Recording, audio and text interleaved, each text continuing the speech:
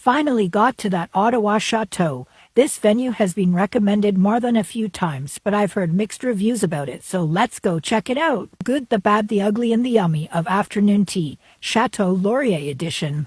The good? This venue was definitely good. This is a restaurant named Zoe's inside the hotel named Fairmont Château Laurier. And once we got into the tea part, our table was beside a big wall of windows.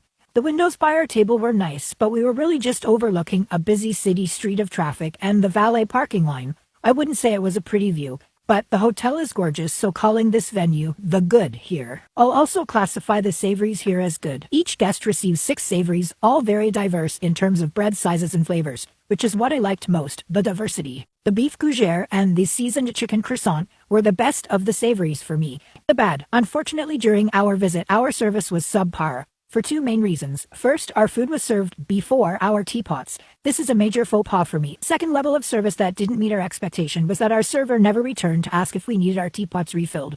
When you're paying $70 per person, the server should always ask if guests need more hot water for their teapots. These are basic service expectations at afternoon tea. The poor service in these regards really tainted this high-end tea experience here, given the price and level of expectation that price sets. Moving on to the ugly, nothing about this venue is ugly, except this scone tier was ugly, let's be honest. First, why are the scones on the bottom tier? You could argue that they want us to start with eating the scones because they are served warm and should be eaten warm, but they were not served warm. These cool little pucks looked pretty sad all by themselves on the bottom tier. These scones are pretty classic looking, closer to what you might be served in the UK. The scone tasted okay. Slightly dry and not impressive in any way as far as scones go. We were provided strawberry jam and something called a mascarpone cream in shared bowls.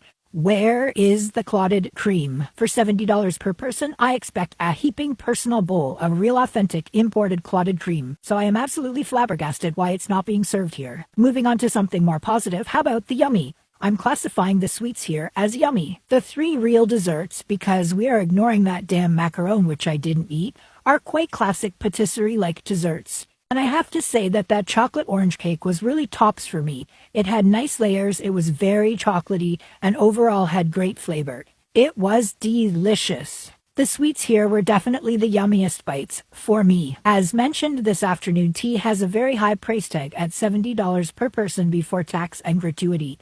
So because I didn't like the scone situation, nor our service on this visit, my Queen of Afternoon Tea rating is 3 out of 5 stars, as it falls short on being the high-end experience its price tag speaks to. Have you ever been to this fancier Ottawa Afternoon Tea? Would you go? Comment below to tell me and follow for more tea time reviews.